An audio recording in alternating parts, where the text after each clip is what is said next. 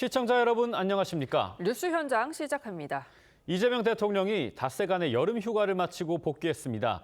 조국 전 대표 등 정치인 광복절 특사 명단을 두고 주말 동안 고심이 이어질 것으로 보입니다. 국민의힘은 어제 전당대회 합동연설회에서 소란을 일으킨 전한길 씨 전당대회 출입을 금지하고 징계 절차를 개시하기로 했습니다. 오늘 정치권 소식 정치부 연결해 알아보겠습니다.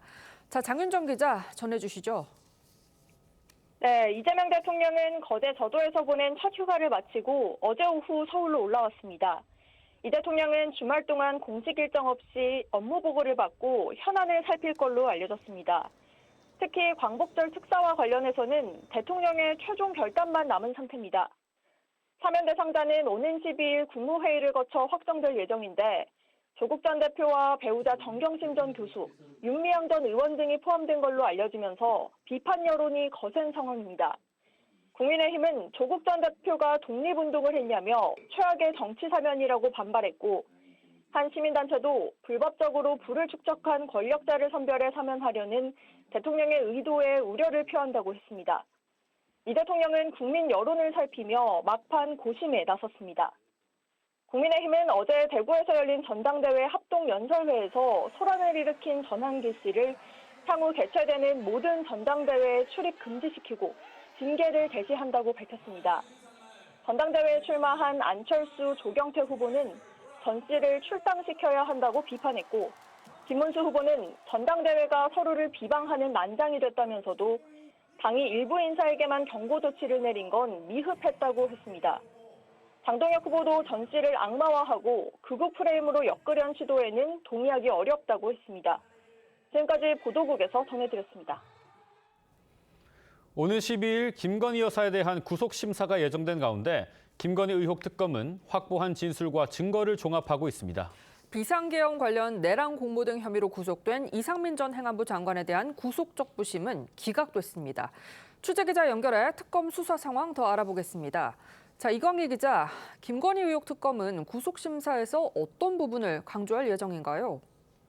네, 특검팀은 주말에도 출근해 김건희 여사에 대한 구속 필요성을 입증할 전략을 짜고 있습니다. 특히 특검팀은 도이치모터스 주가 조작 사건에 집중하고 있는데 구속영장엔 김 여사가 주가 조작으로 8억 원에 달하는 부당이득을 얻었다고 특정한 걸로 전해졌습니다. 명태균 씨 관련 공천 개입 의혹에 대해선 윤석열 전 대통령 부부가 명시로부터 2억 원 상당의 여론조사 58번을 제공받고 그 대가로 공천에 개입했다고 보고 있습니다. 특검팀은 영장 청구서 총 22쪽 중 절반 가까이를 구속 필요성 주장에 할애했습니다. 김 여사가 윤 전 대통령 탄핵 선고 직후 휴대전화를 바꾼 점 등을 들어 증거인멸이 우려된다고 강조한 걸로 전해집니다. 하지만 김 여사 측은 주가 조작을 사전에 알지 못했고 공천 개입도 없었다며 혐의를 부인하고 있습니다. 네, 이광희 기자, 내란 특검 등 다른 특검들 수사 상황도 전해주시죠. 네, 내란 공모 등 혐의로 구속된 이상민 전 행정안전부 장관에 대한 구속 적부심은 어제 증거인멸 우려로 기각됐습니다. 내란 특검팀은 85장의 프레젠테이션을 준비해 구속 수사 필요성을 주장했고 이 전 장관 측은 기존과 마찬가지로 혐의 대부분을 부인한 걸로 알려졌습니다. 해병대원 특검은 어제 조태용 전 국가안보실장과 임기훈 전 안보실 국방비서관을 재소환했습니다. 특검팀은 순직해병 사건 기록 회수 과정에서 윤석열 전 대통령과 대통령실 관계자들이 개입한 정황을 추궁한 걸로 전해집니다. 해병특검은 오는 18일 구치소에 수감 중인 김용현 전 국방부 장관을 추가 조사할 계획입니다. 지금까지 사회부에서 전해드렸습니다. 네, 위안부 피해자 후원금 횡령 등으로 유죄가 확정된 윤미향 전 의원이 광복절 특별 사면 명단에 포함된 것으로 알려져 논란을 낳고 있습니다. 윤 전 의원이 대법원 유죄 판결에 대해 억울함을 호소하고 있습니다. 오늘 국민의힘에서는 전당대회 합동연설회를 방해한 한국사 강사 전한길 씨에 대해 징계에 착수하기로 결정했는데요. 이 전한길 씨에 대한 당권 주자들의 시각차가 뚜렷해서 전당대회 변수로 부상하고 있습니다.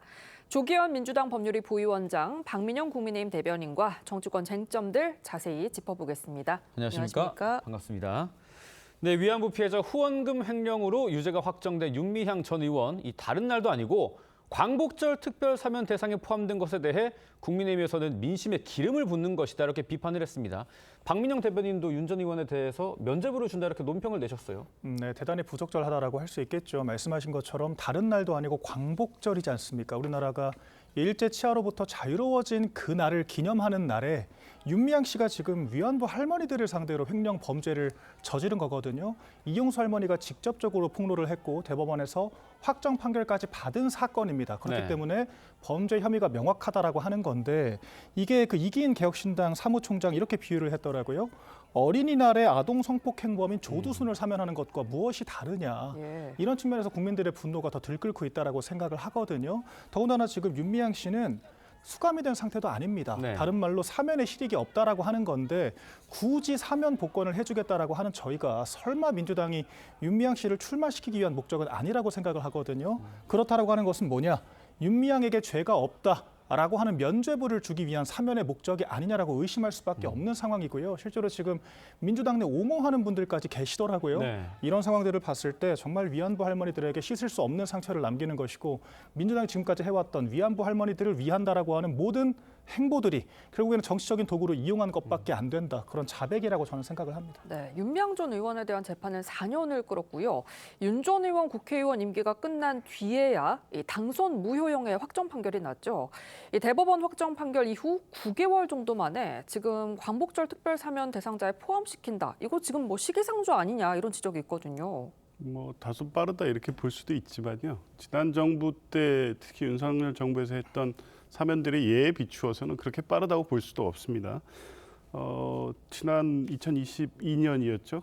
그 김태우 강서구청장 보궐선거를 앞두고 대법원 확정 판결 3개월 만에 특별 사면을 통해서 복권시키고 그 보궐선거에 출마시켰습니다. 이거 정치적 목적을 가지고 3개월 만에 한 적이 있고요. 네. 2024년 설특사 때는 김기춘, 김관진 전 장관들에 대해서 상고를 포기하게 하고 바로 특별사면 명단에 포기했습니다. 물론 포기하게 했다는 것은 추정인데 네. 사전에 교감이 없었다면 당연히 실형 판단을 받은 이분들이 상고를 안 할 리가 없는데 상고를 포기하고 바로 사면 명단에 올라갔죠. 이런 방식으로 정치적인 어떤 계산을 통해서 사전에 교감하고 특사 명단에 포함을 시키는 사례도 있기 때문에 몇 개월 만이냐 이건 사실은 크게 뭐 비판의 대상이 될 수는 없고 특별 사면이라는 게 어쨌든 정치적이고 정치적 목적이 있는 거 아니겠습니까? 네. 대부분의 명분은 이 국민 통합, 화합 이런 메시지를 담고 있는 거니까요. 네. 윤미향 의원 같은 경우에는 이 문제가 위안부 할머니들 관련된 문제였기 때문에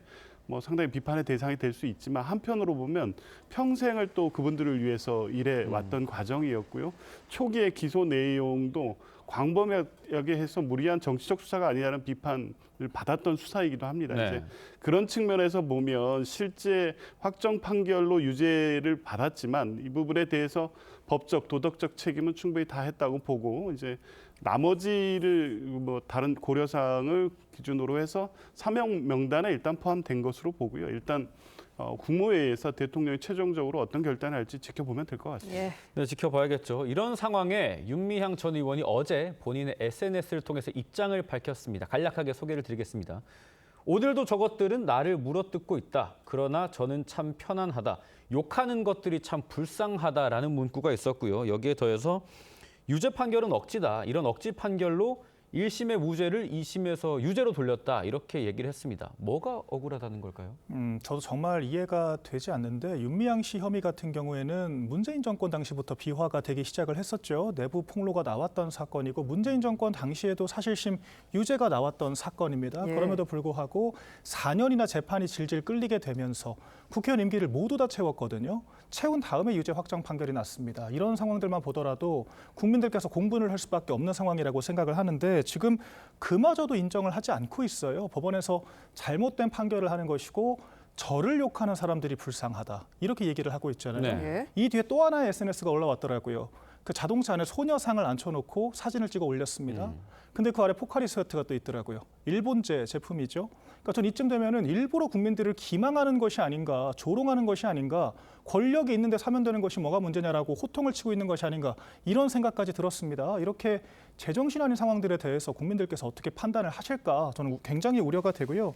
우리 아까 조기현 부위원장께서는 평생 위안부 할머니들을 위해서 살아왔다라고 말씀은 하셨지만 법원의 판단에 따르면은 위안부 할머니들을 위한 게 아니라 착취해 왔다라고 하는 것이 입증이 된 거거든요. 그런 사람에 대해서 광복절에 사면하는 것이 맞는지 이재명 대통령이 다시 한번 숙고를 해보기를 바랍니다.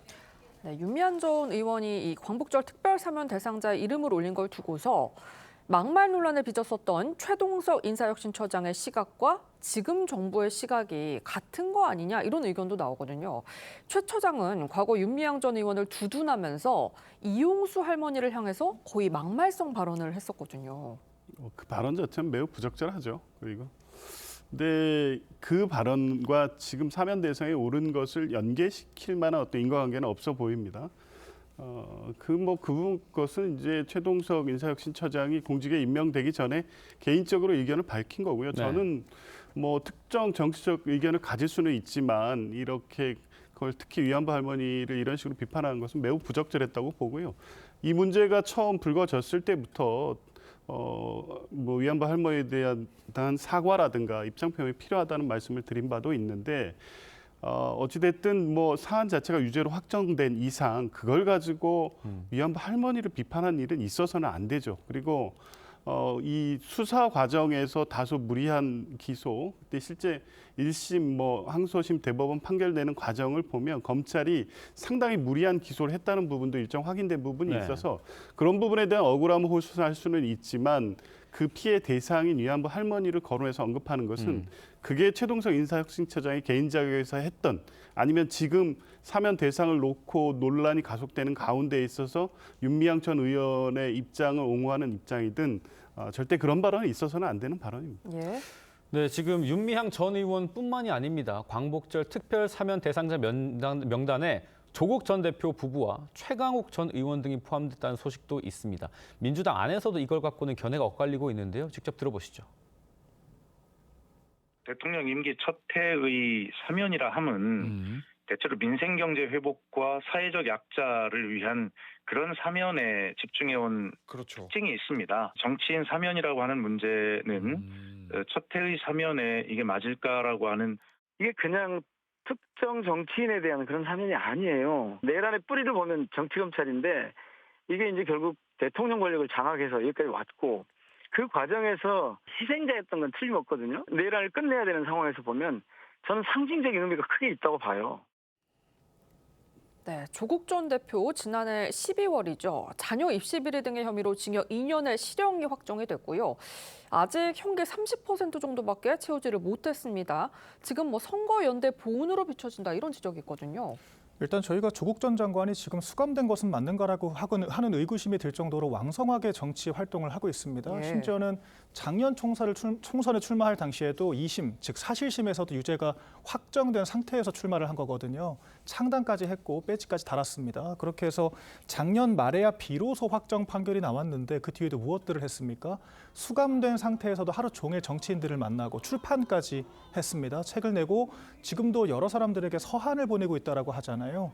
그러니까 전혀 자신의 죄에 대해서 반성을 하고 있지 않다라고 하는 것이고 애초에 조국 전 장관이 실형까지 받게 된 이유도 재판부에서 전혀 반성의 기미가 없고 혐의를 인정하지 않는다라고 하는 것이었거든요. 이런 상황에서 형기를 반절은 고사하고 30%조차 채우지 않은 상황에서 사면을 검토한다라고 하는 것 자체가 굉장히 국민 눈높이에 맞지 않다라고 생각을 합니다. 또한 조국 전 장관의 혐의가 보통 혐의가 아니잖아요. 국민들의 영린을 건드린 사건이었습니다. 입시 비리 때문에 일반 국민들께서 상상하지도 못할 정도의 그런 부모 특혜, 아빠 찬스를 통해서 자녀들을 입학을 시키고 누군가의 기회를 박탈을 했거든요. 그때 서초동과 광화문으로 얼마나 우리 국민들께서 갈라져 싸웠습니까?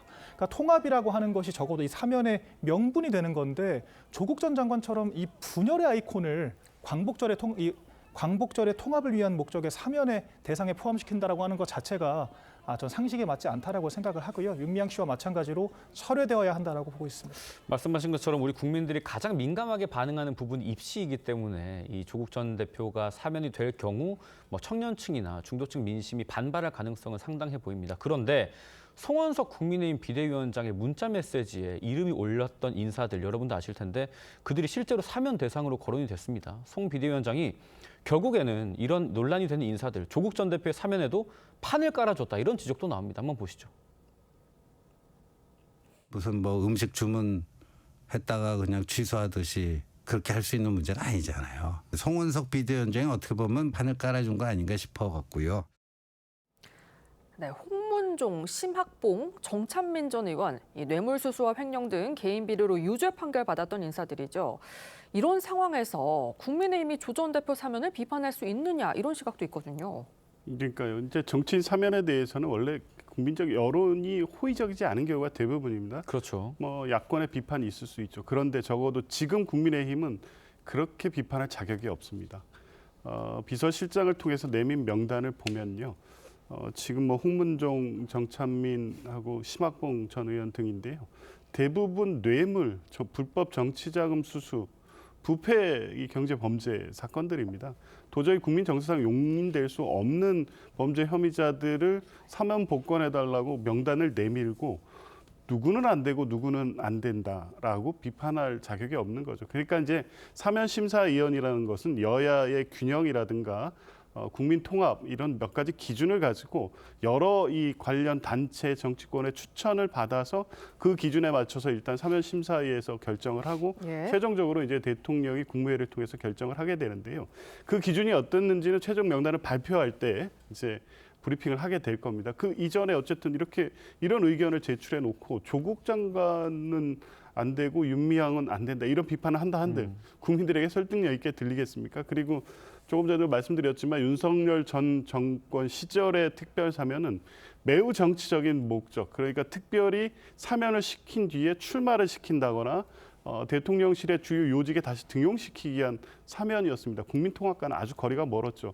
그런 과거 사례, 지금 이번에 추천 명단 등을 종합해 보면 국민의힘이 사면을 갖고 비판하기에는 스스로 명분을 완전히 상실했다 이렇게 말씀드립니다. 그럼 제가 조금만 반론을 드리자면 그래서 국민의힘 내부에서도 송원석 원내대표의 처신이 부적절했다라고 하는 비판이 나오는 것이고요. 네, 송원석 원내대표도 모두 철회를 하겠다라고까지 얘기를 했습니다. 물론 잘못된 행위들을 했습니다만 지금이라도 바로 잡고 정치 사면 자체가 없어야 한다라고 지금 얘기를 하고 있거든요. 그런데 지금 주체와 객체가 좀 바뀐 것 같아요. 애초에 특별 사면이라고 하는 것의 주도권은 대통령에게 있는 것이고 정무수석실 차원에서 통상적으로 각계각층의 의견을 듣는다라고 하는 명목으로 정당 사무총장 선에서 의견을 받는 것, 수합하는 것이 전통적인 관례였습니다. 결과적으로 주도권이 있는 대통령실 측에서 비판을 받는 것이 맞다라고 저는 생각을 하고요. 이런 분들에 대해서 지금이라도 논란이 됐다라고 하면 대통령실 차원에서 문제가 있다라고 하는 것을 필터링을 하고 모두 다 포함시키지 않는 것이 국민의 눈높이에 맞다라고 저는 생각을 합니다. 뭐 여당이든 야당이든 사면 대상에 오른 인사들의 논란은 상당해 보입니다. 다음 주 화요일에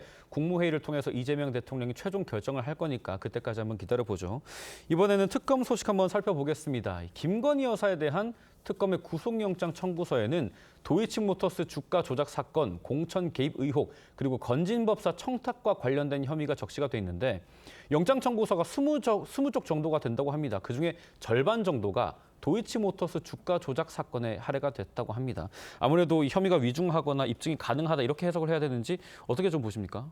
그렇죠. 이제 도이치모터스 주가 조작 사건은 이 대부분의 주범들이 기소돼서 재판이 확정이 돼 있습니다. 그 과정에서 이제 김건희 여사에 대한 수사가 뒤늦게 시작이 됐고, 그런데 관련성이 없는 걸로 해서 작년 7월에 소위 말하는 특혜 조사를 거쳐서 불기소 처분이 됐죠. 그런데 그때 했던 이 주요 진술이나 내용들, 그리고 공범들이 지금까지 김건희 여사의 관여를 부인했던 이 발언들이 최근에 특검 수사를 통해서 완전히 번복되는 증거들이 확보되고 있는 겁니다. 아마 그런 내용들을 중심으로 해서 김건희 여사 소환 씨의 특검이 질문을 했던 것 같은데 그에 대해서도 물증으로 확인되는 내용과 정면으로 배치되는 답변을 했던 것으로 보이고요. 그러니까 혐의 사실 자체도 중대하고 관련된 김건희 여사의 직접 관여, 그러니까 단순히 방조를 넘어서는 공모 수준의 관여가 있었다는 게 특검은 어느 정도 물증으로 확인하고 있었는데 그를 부인하는 진술, 그것도 허위 진술을 반복했기 때문에 혐의의 중대성 또 증거 인멸의 우려가 도이치모터스 주가 조작에서 가장 이 극명하게 드러난 것 같습니다. 네. 아마 그 내용을 중심으로 구속영장을 청구한 것으로 보이고요. 그래서 이제 구속영장 발부의 가능성이 매우 높다고 보는 겁니다. 지금 윤석열 전 대통령 측에서는 반격을 준비하고 있습니다. 윤 전 대통령 체포 시도 과정에서 불법 행위가 있었다면서 응분의 책임을 묻겠다고 강조했습니다. 들어보시죠. 10여 명이 달라붙어서 앉아있는 대통령을 양쪽에서 팔을 끼고 다리를 붙잡고 의자가 뒤로 확 빼줬고 대통령이 땅바닥에 철석 바닥에 떨어지는 그런 사태까지 발생을 했습니다. 이 과정에서 일어난 모든 불법 행위에 대해서는 관련자들에선 반드시 응분의 책임을 물을 것입니다. 체포 시도 과정에서 불법 행위가 있었다는 거죠. 이 윤 전 대통령 측에서는 2차 체포 시도 과정이 담긴 CCTV 그리고 바디캠 영상에 대한 정보 공개도 청구를 했습니다. CCTV로 진위를 가리겠다라는 건데 좀 필요한 조치라고 보십니까? 일단은 윤 전 대통령이 적극적으로 수사에 임하겠다라고 했던 약속을 저버린 것에 대해서는 정치적인 비판이 가능하다라고 생각을 합니다. 네. 그런데 구치소에 있다라고 하는 것은 아직 무죄가 추정되는 것이고 피고인의 인권을 적극적으로 보장할 책임이 있는 거거든요. 그런데 이번 사태 같은 경우에는 구치소 내에서도 폭동 사태가 벌어졌을 때 출동하는 기동대까지 동원이 됐다라고 전해지고 있습니다. 그러니까 상당히 잔악무도한 그런 광경들이 연출됐을 거라고 충분히 예상 가능한 상황이라고 저는 생각을 하거든요.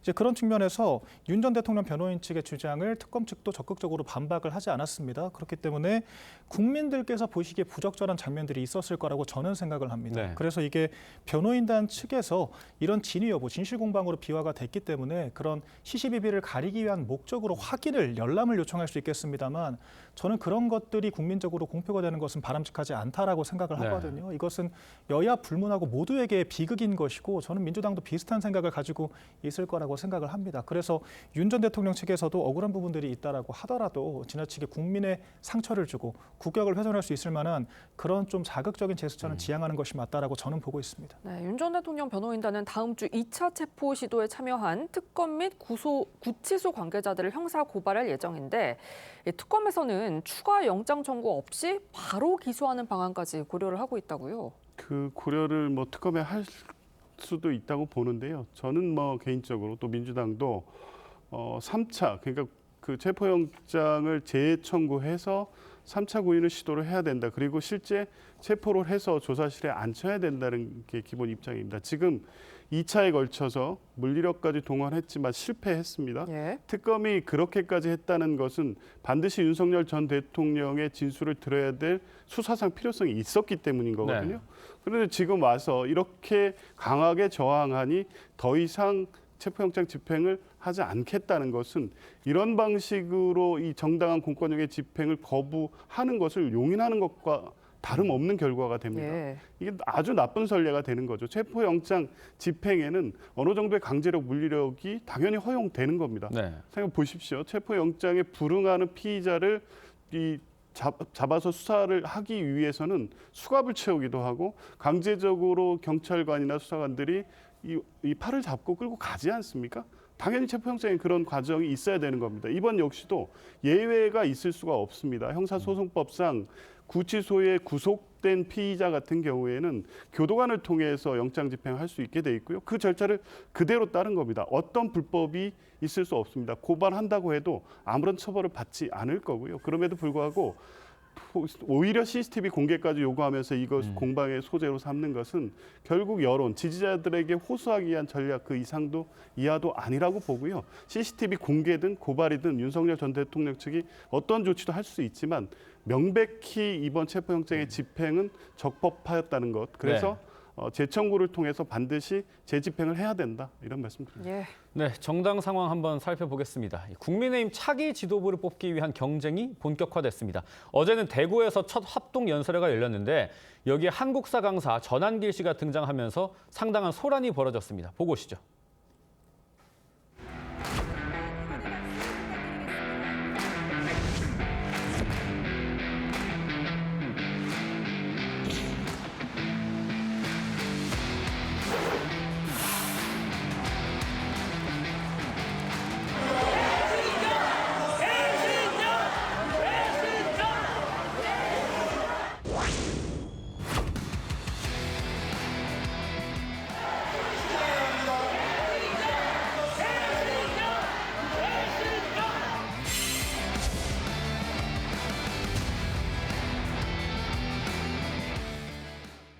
오늘 오전 국민의힘이 긴급 비대위를 열었고요. 이 전당대회 합동연설회를 방해한 이 전한길 씨에 대한 징계 절차를 개시하기로 했습니다.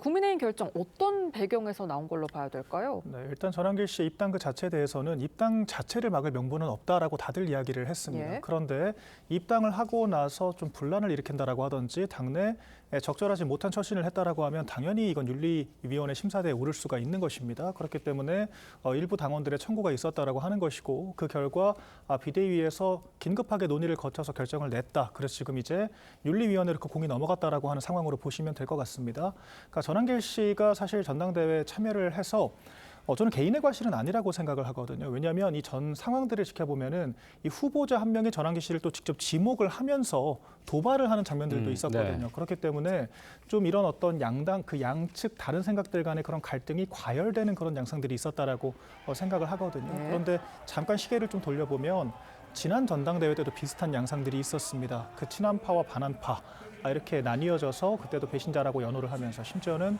이른바 의자를 들고 소동을 벌이는 그런 사건까지 있었거든요. 예.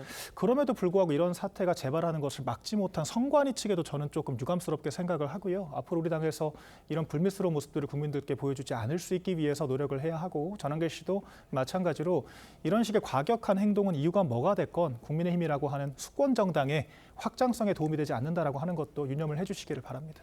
뭐 새롭게 선출된 정청래 민주당 대표가 이 여당을 파트너로 인정을 하지 않고 해산까지 운운하는 것에는 지금 이 전한길 씨처럼 뭐 찬탄 반탄 논쟁에 국한되어 있는 국민의힘 모습 그게 무관치가 않을 텐데 부위원장님 보시기에는 이 자중질환의 중심에 전한길 씨가 있고 국민의힘이 아직까지 탄핵 논쟁에서 벗어나오지 못하는 상황 좀 어떻게 보십니까?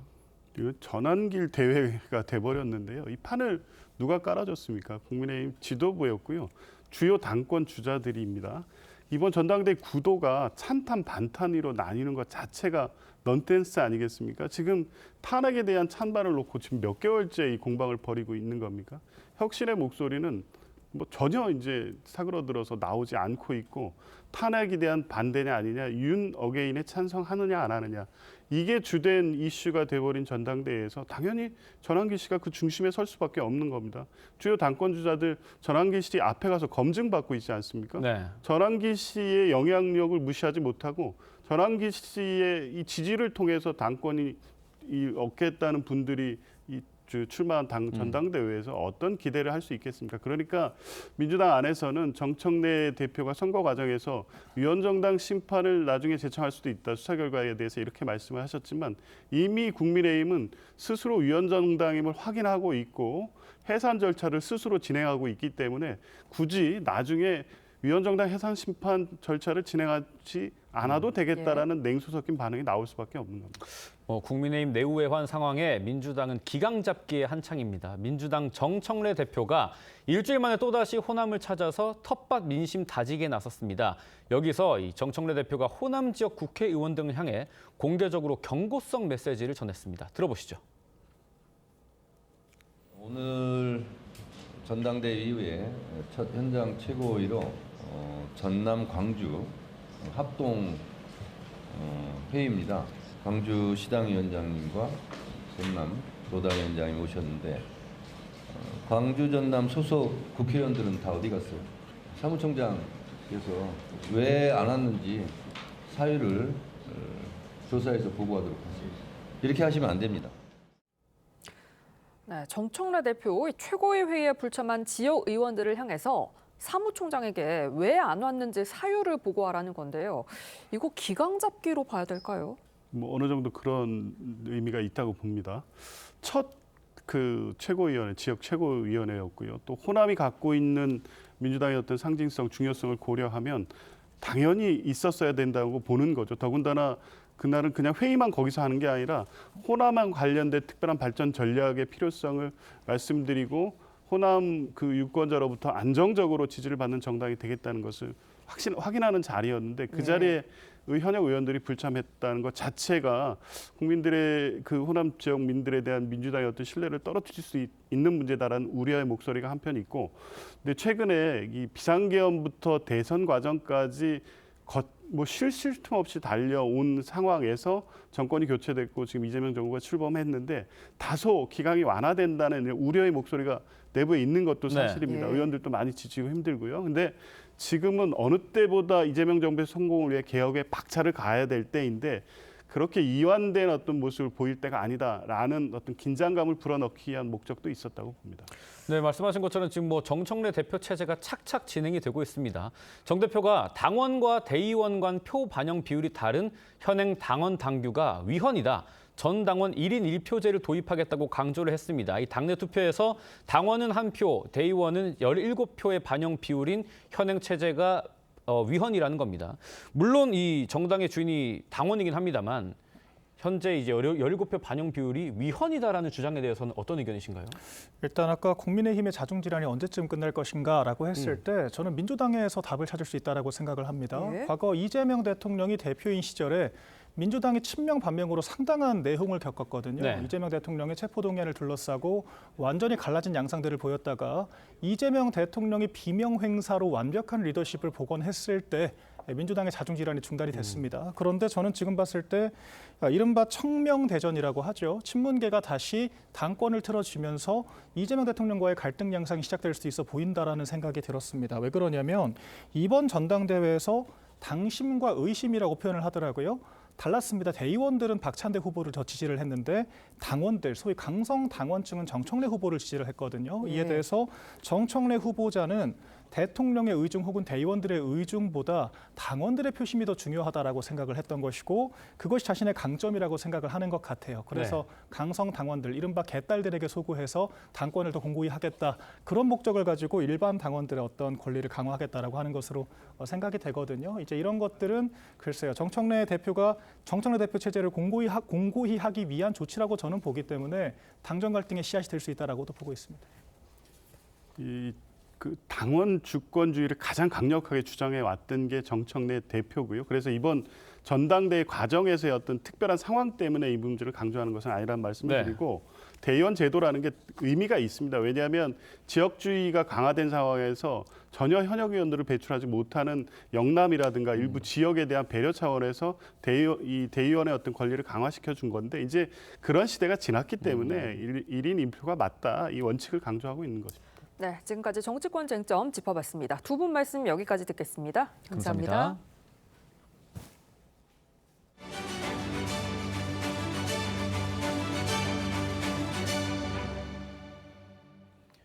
트럼프 미국 대통령이 푸틴 러시아 대통령과 다음 주 15일 알래스카에서 만날 것이라고 예고하면서 휴전이 매우 가까워지고 있다고 언급했습니다. 러시아 측에서는 휴전 협정을 대가로 우크라이나 최전선 돈바스 지역의 영토를 요구하고 있는 걸로 알려져 우크라이나의 반발이 예상됩니다. 변재영 기자입니다. 트럼프 대통령이 푸틴 러시아 대통령과의 정상회담을 예고했습니다. 자신의 SNS에서 오는 15일 푸틴과 알래스카주에서 만난다며 상세한 내용은 추가로 공개하겠다고 밝혔습니다. 러시아 크렘린궁도 알래스카 회동 일정을 공식 확인했습니다. 미러 정상회담은 트럼프 2기 행정부 출범 뒤 처음이자 푸틴 대통령은 2015년 이후 10년 만에 미국 땅을 밟게 됩니다. 회담의 핵심 의제는 3년 넘게 이어지고 있는 러시아와 우크라이나 간 전쟁 종식 방안이 될 전망인데 트럼프 대통령은 휴전에 매우 가까워지고 있다고 말했습니다. Nothing easy. It's very complicated, but we're going to get some back. We're going to get some switched. There'll be some swapping of territories. 러시아 측은 휴전 협정을 대가로 우크라이나 돈바스 지역의 영토를 요구하고 있다는 외신 보도도 나왔습니다. 국경 지대이자 최전선인 돈바스 지역을 우크라이나와 유럽 측은 절대 양보할 수 없다는 입장인 만큼 반발도 이어질 것으로 보입니다. TV조선 변재영입니다. 휴가철에 몽골 여행 가는 분들 많으시죠? 특히 젊은 세대는 온라인에서 여행에 동행할 사람을 구한 뒤 현지에서 만나 함께 여행을 즐기는 경우가 많습니다. 그런데 사기꾼들이 동행을 가장해 여행 비용을 먼저 입금받고는 잠적하는 사례가 잇따르고 있습니다. 이낙원 기자가 몽골 현지에서 취재했습니다. 지평선 너머 끝없이 펼쳐지는 초원. 질주하는 말과 천공을 가르는 독수리. 인기 여행지로 떠오른 몽골입니다. 아 근데 진짜 크다. 사진이 MZ세대에서 모르는 사람들끼리 함께 여행하는 몽골 동행이 인기입니다. 패키지와 달리 코스를 직접 짤 수 있고 요리와 사진 같은 각자의 재능을 모아 경비를 아껴 함께 여행합니다. 2인 갈 때, 6인 갈 때 가격 차이가 한 2배 정도 나가지고 6인 갈 때 가장 싸다. 그래서 저희가 직접 동행을 구했거든요. 그런데 최근 SNS에서 동행을 찾는다며 접근해 경비만 챙기고 사라지는 사기가 잇따르고 있습니다. 사기꾼들은 피해자들에게 특정 업체로의 결제를 유도했는데 알고 보니 추천 업체부터 나머지 동행 인원까지 전부 한패였습니다. 진짜 같이 여행 가는 사람들처럼 대화를 많이 했어요. 동행분들이 깜짝게 저희는 선결제할게요. 저희 선결제할게요. 땡땡땡님만 아직 확인 안 됐습니다. 라고 하니까 이제 또 한 피해자는 이곳 칭기즈칸 공항에 내려서야 피해를 입었다는 사실을 깨달았습니다. 공항에서 2명 한국인 여분 너무 울고 결국 나쁜 사람들한테 만나고 결국 도와 못 하는 거를 도와할 사람들이 찾아보고 그리고 조인했어. 몽골 전통 가옥에서 몽골 전통 음식을 먹으며 지낼 수 있을 거란 기대감은 한순간에 무너져 내렸습니다. 월급 자체가 날아간 거고 그걸 모으는 동안에 기대감도 있었을 거고 몰랐으면 공항에서 알았겠죠. 몽골 여행 성수기인 요즘 이런 사기를 피하려면 비용 지불 전에 서로 신분을 확인하고 비용은 각자 명의로 지불하는 것이 필요합니다. 소비자 탐사대의 이낙원입니다.